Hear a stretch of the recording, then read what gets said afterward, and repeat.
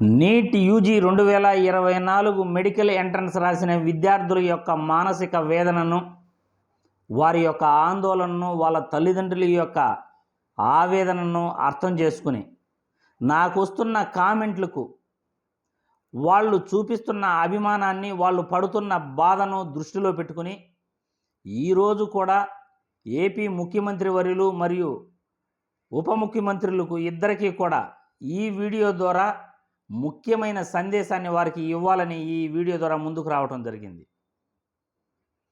Neat paper లీకేజీపై, ఎన్టీఏపై నిన్న పార్లమెంటులో దద్దరిల్లిపోయింది సభ మొత్తం కూడా.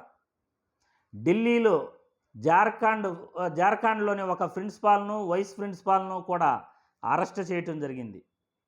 దేశంలో 19 రాష్ట్రాలలో ఈ పేపర్ లీకేజీలు ఎక్కువగా జరిగాయి. పక్క రాష్ట్రం తెలంగాణలో కూడా, మన తెలుగు రాష్ట్రాల్లో తెలంగాణలో కూడా పబ్లిక్ సర్వీస్ కమిషన్ ఎగ్జామ్ కూడా గత సంవత్సరం లీక్ అయిన విషయం మీ అందరికీ కూడా తెలిసిందే. కానీ ఆంధ్రప్రదేశ్లో అదృష్టవశాత్తు ఏ ఎగ్జామ్ కూడా ఇప్పటి వరకు లీక్ అవ్వలేదు. ఇక్కడ పగడ్బందీగా విద్యార్థుల యొక్క కష్టాన్ని నమ్ముకుని వాళ్ళు ఎగ్జాములు రాస్తూ ఉన్నారు.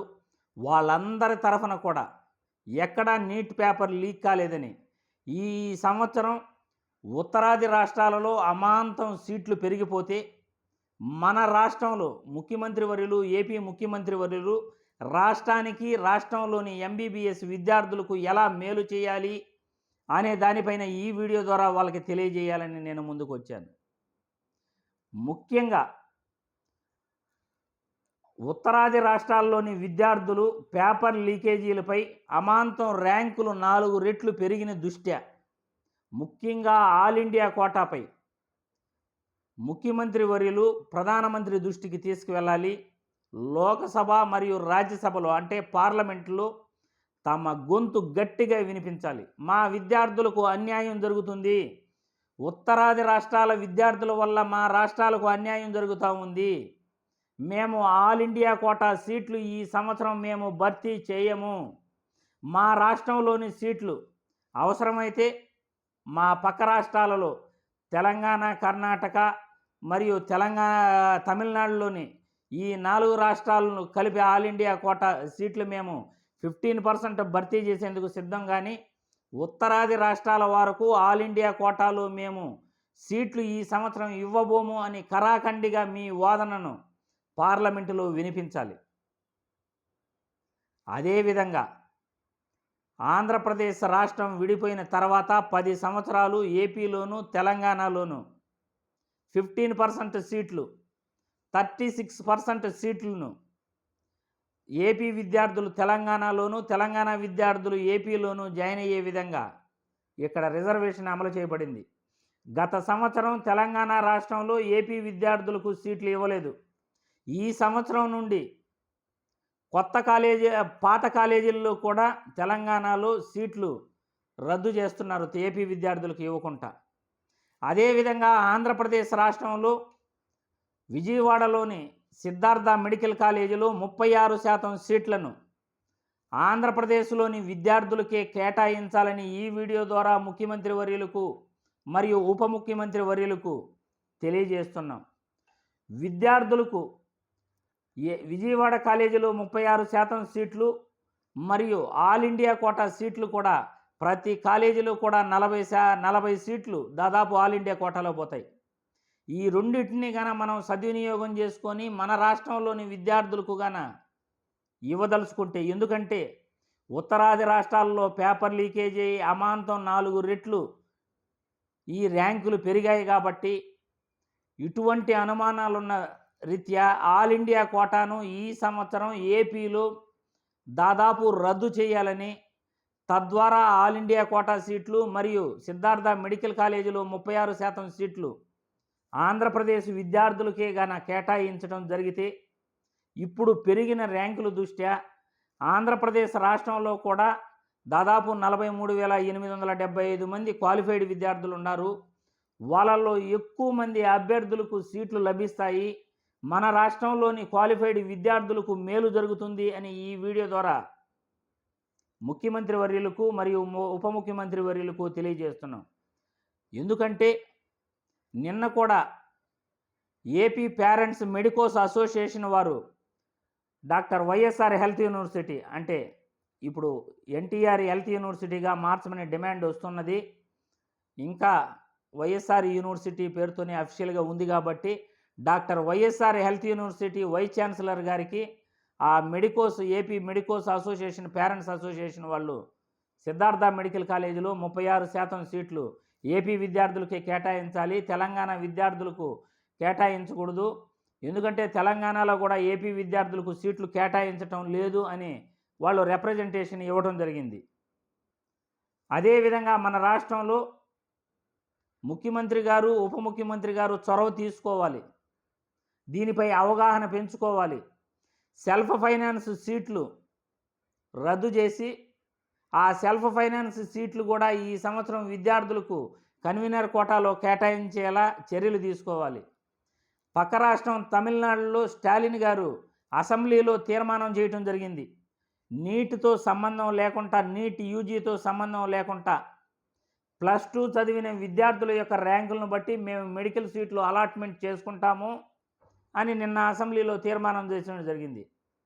పక్క రాష్ట్రంలోని తమిళనాడులో స్టాలిన్ గారు అంత ఇదిగా పోరాడుతుంటే మన రాష్ట్రంలో ముఖ్యమంత్రి గారు మరియు ఉప ముఖ్యమంత్రి గారు కూడా చొరవ తీసుకుని విద్యార్థులకు మేలు చేసే విధంగా పార్లమెంటులో మీ వాదనను గట్టిగా వినిపించండి. ఈ సంవత్సరం ర్యాంకులు ఎక్కువగా పెరిగినాయి. ఆంధ్రప్రదేశ్ రాష్ట్రంలో కూడా క్వాలిఫైడ్ విద్యార్థులలో ఎక్కువ శాతం ర్యాంకులు వచ్చిన వాళ్ళు ఉన్నారు. 600 మార్కులు పైనే దాదాపు చాలామంది విద్యార్థులు గత సంవత్సరం కంటే కూడా రెండింతలు ఎక్కువగానే ఉన్నట్లు అంచనాలు ఉన్నాయి. ఎందుకంటే గత సంవత్సరం 600 పైన మార్కులు వచ్చిన వాళ్ళు 947 మంది ఉంటే ఈ సంవత్సరం దాదాపు కూడా రెండింతలు ఎక్కువగా ఉండొచ్చనే అనుమానాలు వస్తున్నాయి. ఇన్ని అనుమానాల దృష్ట్యా, విద్యార్థులు ఆందోళన చెందుతున్న దృష్ట్యా, విద్యార్థుల తల్లిదండ్రులు ఆందోళన చెందుతున్న దృష్ట్యా క్వాలిఫైడ్ విద్యార్థులు దాదాపు ఎగ్జామ్ రాసిన వాళ్ళల్లో 64,000 మందిలో 43,875 మంది క్వాలిఫైడ్ విద్యార్థులు ఉన్నారు. వాళ్ళల్లో ఎంబీబీఎస్ఏ కాదు, బీడీఎస్ ప్రవేశాలలోనూ, వెటర్నరీ ప్రవేశాలలోనూ, బీఎస్సీ నర్సింగ్లోనూ, ఆయుష్ కోర్సుల్లోనూ, ఆయుర్వేద కోర్సుల్లోనూ, హోమియో కోర్సుల్లోనూ కూడా వాళ్ళు అడ్మిషన్ తీసుకుంటారు. కాబట్టి ఈ విద్యార్థులందరికీ మేలు చేసే విధంగా ఆల్ ఇండియా కోటాను రద్దు చేయాలి. ఈ సంవత్సరం సిద్ధార్థ మెడికల్ కాలేజీలో సీట్లు ఏపీకే కేటాయించేటట్లు చూసుకోవాలి. సెల్ఫ్ ఫైనాన్స్ సీట్లను రద్దు చేయాలి. ఈ 3 గాన చేస్తే పెరిగిన ర్యాంకుల దృష్ట్యా ఎక్కువ మంది విద్యార్థులకు, క్వాలిఫైడ్ విద్యార్థులకు ఎంబీబీఎస్ సీటు వస్తుంది అని ఈ వీడియో ద్వారా ముఖ్యమంత్రి గారికి, ఉప ముఖ్యమంత్రి గారికి ఇద్దరికీ తెలియజేస్తున్నాం. ఇటువంటి వీడియోలు తప్పకుండా ముఖ్యమంత్రి గారు, ఉప ముఖ్యమంత్రి గారు చూడాలి. దాదాపు క్వాలిఫైడ్ విద్యార్థులు అప్రమత్తంగా ఉండాలి. నీటిపై రగడ జరుగుతూ ఉంది, పార్లమెంటు దద్దరిల్లిపోతూ ఉంది. ఈ సమయంలో మీ వాదనను సోషల్ మీడియాలో మీరు వినిపించాలి. ఎక్కువ వీడియోలు స్ప్రెడ్ కావాలి. మీ గొంతు విద్యార్థుల యొక్క మానసిక ఒత్తిడి అందరికీ, రాజకీయ నాయకులకు తెలియాలి. ప్రతి పార్టీ నేతకు తెలియాలి. మీ గొంతు ఎంతమందికి రాజకీయ నాయకులు తెలిస్తే అంత ఉపయోగం ఉంటుంది అని ఈ వీడియో ద్వారా ప్రతి విద్యార్థికి, వాళ్ళ తల్లిదండ్రులకు కూడా తెలియజేస్తూ సెల్ఫ్ ఫైనాన్స్ సీట్లు, ఆల్ ఇండియా కోటా సీట్లు మరియు ఈ సిద్ధార్థ మెడికల్ కాలేజీలో సీట్లు అన్నీగాన రద్దు చేస్తే దాదాపు కూడా 2100 సీట్లు పైనే విద్యార్థులకు లభిస్తాయి. తద్వారా విద్యార్థులందరికీ మేలు జరుగుతుంది. పెరిగిన ర్యాంకుల దృష్ట్యా ప్రతి విద్యార్థికి మంచి జరుగుతుంది. ప్రతి విద్యార్థి, వాళ్ళ తల్లిదండ్రులు కూడా మంచిగా ఉంటారు, వాళ్ళకి మేలు జరుగుతుంది. కాబట్టి నీట్ రగడ ఎటువైపు తీసుకెళ్తుందో అర్థం కావట్లేదు.